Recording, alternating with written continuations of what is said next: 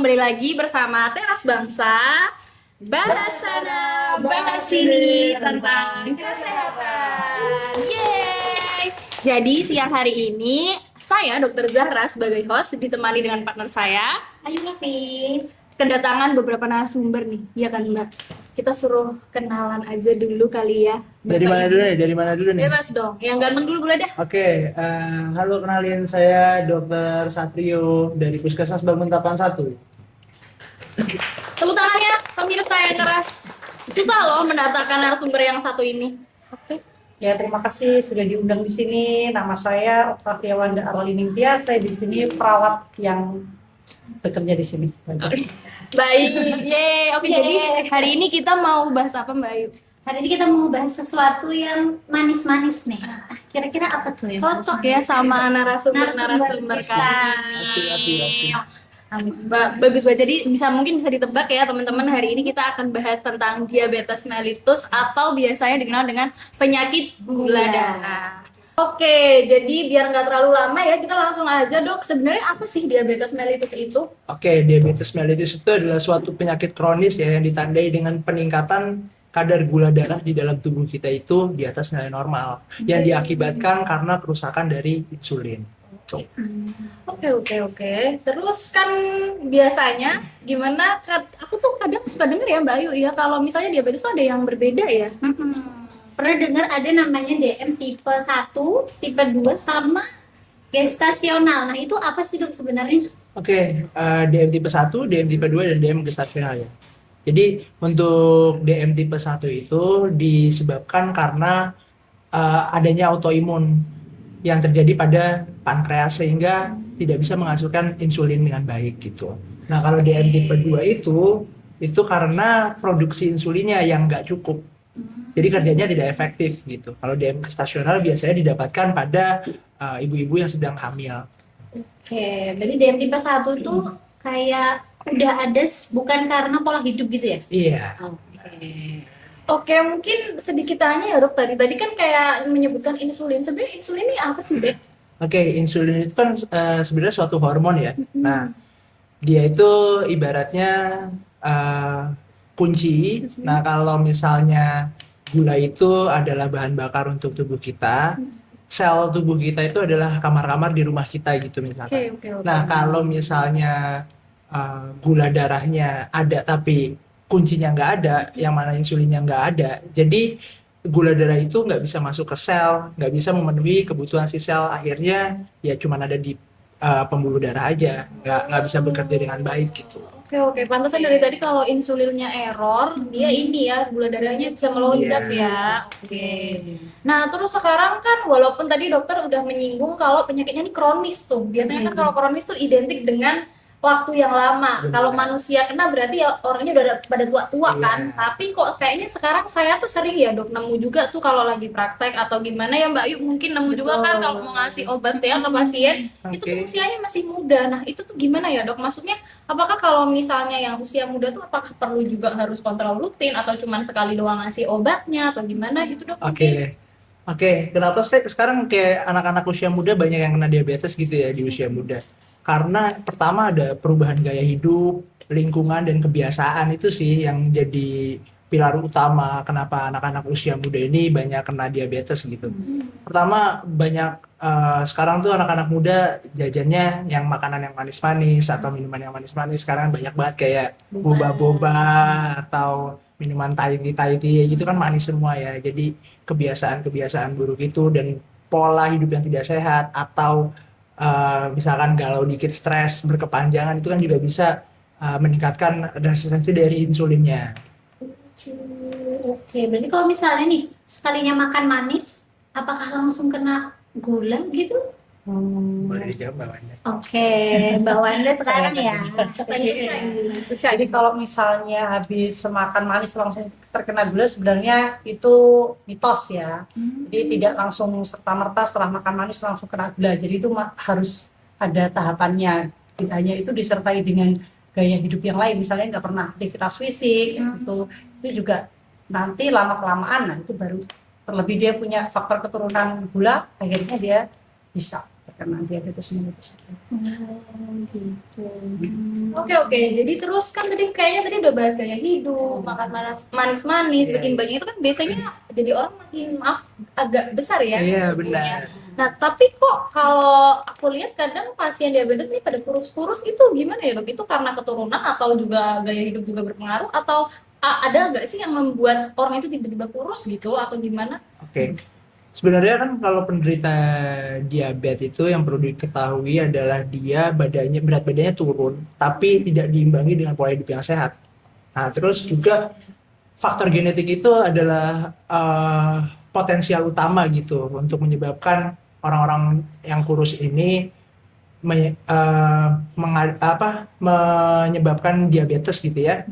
Nah, jadi sebenarnya kayak orang kurus itu bisa berpotensi untuk diabetes juga kalau punya faktor genetik.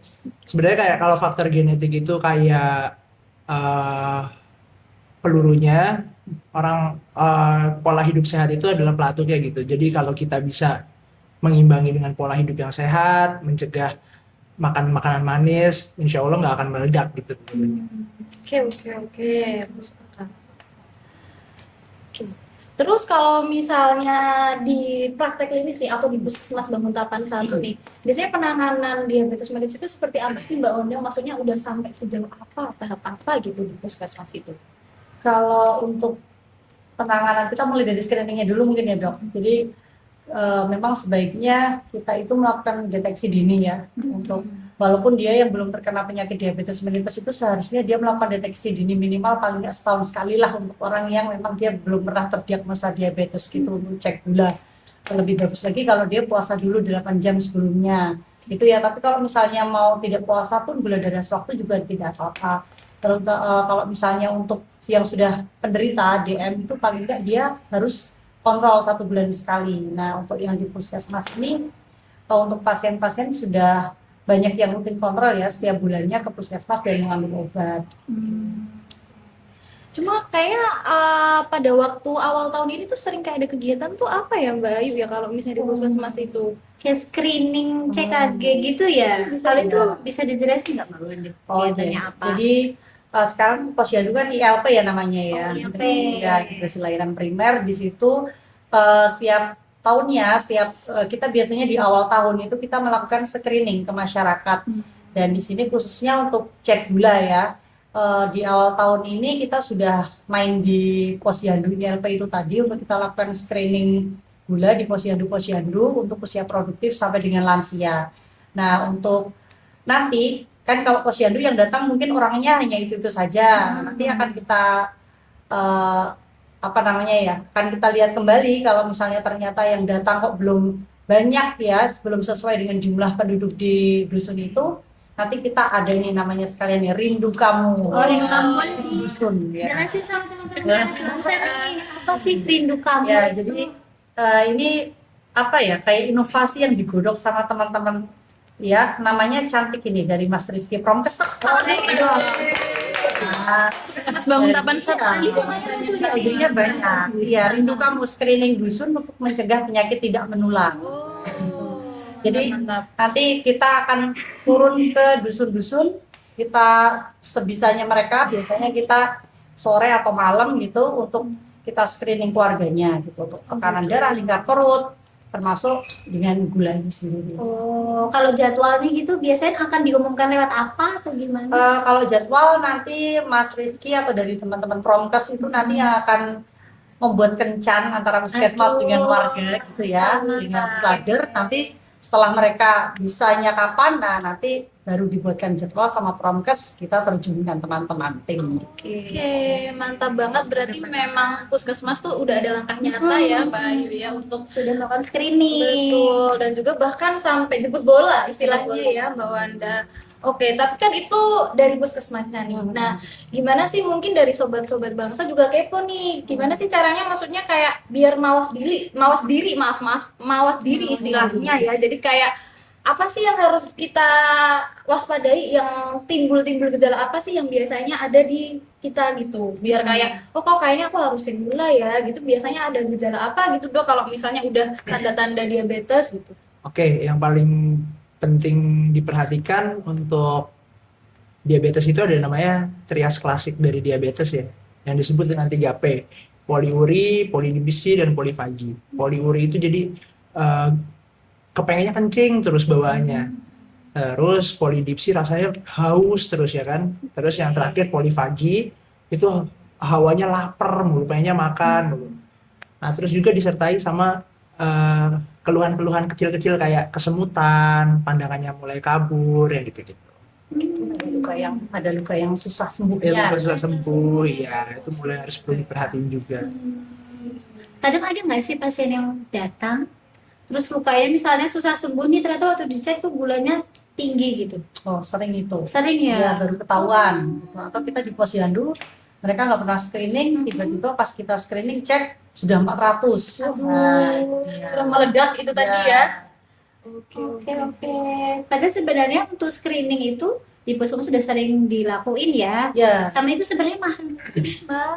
kalau screening sendiri sebenarnya ini udah jadi program pemerintah ya, untuk 1 tahun sekali untuk melakukan screening kepada masyarakat setempat, itu sebenarnya gratis gitu. Tapi kalau misalnya sudah pernah dilakukan screening terus dia merasa dia kepengen melakukan cek gula karena ada indikasi, juga tidak masalah. Kalaupun misalnya mau mandiri, mau bayar, itu saya sudah tanya ya tadi, skill dulu ke petugas labnya. Real pasangnya ya. Iya. Untuk gula sticknya itu 12.000, nanti ditambah dengan sampling perifernya itu cuma 2.000 aja, sama retribusinya cuma 5.500 untuk yang Kabupaten Banten. Oke, jadi daripada beli boba mending Iya dong. sama harga kopi malah harga kopi ya. Iya, betul. Bangsa. Nah, terus kan kalau misalnya udah screening nih ketahuan nih, misalnya gula darahnya tinggi. Cuman kan beberapa orang ada yang mungkin kesadarannya kurang atau mungkin kayak pasien tuh kayak enggak saya nggak kenapa-napa kok perasaan. Nah, itu kan jadinya mereka kadang nggak mau minum obat atau gimana. Nah, itu sebenarnya apa sih bahayanya kalau nggak minum obat? Saya kayak nggak terkontrol gitu. Jadi kalau misalnya mereka sudah tahu bahwa mereka ada diabetes mellitus ini ya, kemudian mereka tidak rutin kontrol, itu yang dikhawatirkan terjadinya komplikasi. Jadi komplikasi di sini kan macam-macam ya, ada yang akut sama kronis gitu ya. Kalau misalnya dia bisa hipoglikemi, ya tiba-tiba gula darahnya ngedrop, atau ketoasidosis ya dok ya. Ya, hiperglikemi Ya, malahan. itu. Terus kemudian kalau di mata ada retinopati, gitu. Terus kemudian kalau di ginjal ya bisa menyebabkan kerusakan ginjal, gitu kan. Kalau misalnya di pembuluh darah nanti dia bisa ke penyakit jantung, bahkan bisa sampai, kalau ada penyempitannya di otak ya berarti nanti bisa sampai stroke. Jadi serem banget ya, Iya. banget ya. Sebenarnya kan kematian yang terjadi itu kan bukan karena DM-nya, tapi karena komplikasinya. karena ngaruh dari nggak rutin minum obat juga ya. Ya, akhirnya kan gula darahnya tadi tidak terkontrol. Iya sih, benar sih, kan tadi seperti yang dokter ya udah omongin ya Sobat Bangsa, kalau misalnya gula darah ini kan sebenarnya maksudnya baik ya di tubuh kita sebagai sumber energi, tapi karena mungkin tidak terserap dengan baik, ya makanya organ-organ juga jadi nggak dapat apa-apa nih, lama-lama juga error. Terus kalau agak baca-baca dikit, saya juga kayaknya si gula darah ini bikin banyak inflamasi gitu ya di dalam tubuh, makanya lama-lama bisa error, salah satunya termasuk luka yang susah sembuh itu tadi, kayak gitu ya. Oke. Kalau misalnya ngomongin yang luka susah sembuh nih, itu sebenarnya bisa dicegah nggak sih dok? Kalau misalnya luka sembuh itu pada pasien-pasien dengan diabetes itu ya, itu kenapa dia susah sembuhnya ya? Karena kan si gula ini sebenarnya ngerusak dari jaringan saraf dan pembuluh darah, baik itu kecil maupun yang besar pada akhirnya gitu ya. Kalau pembuluh darahnya rusak, pembuluh darah kan bawa makanan buat sel-sel tubuh kita ya. Kalau dia rusak, ya jaringannya nggak akan tumbuh dengan sempurna. Ya nggak akan, ya bakal lama gitu sembuhnya gitu ya. Kalau dicegah ya dikontrol gula darahnya itu sendiri. Jadi kalau gula darahnya terkontrol, baik, ya fase penyembuhannya juga akan lebih cepat. Atau ada nggak sih dok kayak konsumsi tambahan gitu yang misalnya untuk biar lukanya tuh cepat sembuh gitu? Atau mungkin Mbak Wanda yang biasanya menemukan pasien seperti itu, saya disarankan apa Mbak? Kalau untuk perawatan luka ya, khususnya kalau pasien diabetes mellitus ya berarti dia satu kan dia harus mengontrol gula darahnya tadi yang disampaikan dokter Rio. Yang kedua yang pasti kalau luka sendiri dia harus konsumsi tinggi protein gitu ya. Itu aja sih, sama dijaga lukanya jangan sampai kena basah, kotor. Nah itu. Jadi ketika seringkali kan pasien datang ke sini dalam keadaan basah, akhirnya nanti berbau dan lain sebagainya. Jadi tinggi protein ya sobat bangsa ya, dan protein. yang mungkin kayak misal telur gitu Iya, ya, iya. ayam. Kalau untuk pasien DM khususnya kalau mau protein ya dia yang tidak ada lemaknya, misalnya daging ayam yang nggak usah pakai kulit, Betul. ikan, Ada juga yang Jangan-jangan jangan. tiba-tiba Yang ayam enak itu crispy. yang enak-enak itu yang ternyata nggak enak endingnya. Betul. Oke, terus kalau misal dari vitamin gitu ada nggak ya dok yang misal bisa disarankan gitu buat misal pasien-pasien untuk mencegah ini kerusakan saraf Oh, atau pembuluh darahnya? Kalau gitu? vitamin-vitamin yang baik dikonsumsi pada penderita diabetes, terutama untuk memperbaiki dari kerja sarafnya gitu ya, kan biasanya rata-rata pada kesemutan, kebas-kebas gitu ya. Itu baik untuk mengkonsumsi vitamin seperti B kompleks atau B12 gitu. Jadi itu untuk membantu regenerasi dari saraf. Kalau B1 itu bisa juga nggak ya dok? B1 bisa juga. Oke, selain kalau misal dari apa namanya konsumsi kayak suplemen kayak gitu, untuk aktivitasnya nih apa nih yang disarankan buat maksudnya sobat-sobat bangsa yang masih muda banget nih, kayak masih jauh jalannya dari penyakit supaya nggak terkena dengan diabetes walaupun tiap hari kopi manis, tiap hari cheesecake atau apa kayak gitu, ada nggak kira-kira? Sebenarnya kalau misalnya untuk aktivitas yang jelas aktivitas fisik ya itu kan sudah selalu digembur-gemburkan ya, 30 menit minimal dalam satu hari ya. 30 menit. 150 menit dalam satu minggu. Kalau yang aktivitas berat berarti dia 75 menit dalam satu minggu gitu. Nah, kalau yang terkait konsumsinya masih seperti itu sebenarnya juga tetap harus dikurangi ya dok. Iya. Nah, jadi nggak boleh misalnya saya aktivitas fisik kok tapi konsumsinya setiap hari Tetap ya ngatur ya. manis dari pagi sampai sore. Nah itu harus ini, kurangin banyak-banyak. Oke, jadi buat sobat bangsa nih tetap harus hati-hati ya, walaupun kayak tiap hari kita pedal, nge-gym, Waduh. yoga, runner, apa sih namanya, pelari culture, tenis, walaupun habis itu langsung es kopi tetap harus dihindari ya. seminggu sekali boleh nggak dok? Boleh, sebenarnya kok saja saya yang menjawab gimana, boleh nggak dok? Boleh. Tip enggak dok? Gimana tuh? Ngomong. Itu dia sekalian mumpung ada di sini. Jadi kalau untuk penderita diabetes mellitus ini sendiri, selain ke pasiennya yang harus kita perhatikan juga adalah pengasuhnya atau keluarga yang ada di rumah. Bener ya, Yang ini padahal sensitif Ya, tapi betul, kadang betul. terlupakan loh. Jadi karena ini penyakit kronis yang dia harus minum obat rutin seumur hidup, pasti banyak yang bosan atau merasa ada yang takut kalau ternyata ini saya jadi ketagihan dan lain sebagainya. Ini bukan masalah kecanduan ya, tapi memang tubuh itu membutuhkan obat ini supaya gula darahnya terkontrol. Nah, pesan saya untuk para pengasuh keluarga dengan diabetes mellitus, yang pertama ya, kita harus punya rasa empati gitu ya, karena ini perjalanan yang panjang untuk bisa mengkonsumsi obat ini sampai selesai. Terus apa namanya ya, dengan empati itu maksudnya kita coba memahami perasaan dari pasien itu, karena pasti bosan minum obat ini seumur hidup. Yang kedua, kita harus apa ya, dukungan emosional. Jadi kita memberikan dukungan emosional, kita coba memahami perasaan mereka, kemudian kita menghibur lah kalau misalnya mereka ada kekhawatiran atau kesedihan ya, misalnya ya kita hibur saja, misalnya jangan bosan ya, oh iya jangan bosan, pokoknya harus happy, harus ya seperti itulah, Semangat terus. ya. Terus Pasti. kita harus menerapkan yang namanya komunikasi efektif ke pasien itu. Jadi bahasa yang singkat tapi mudah untuk dipahami gitu ya.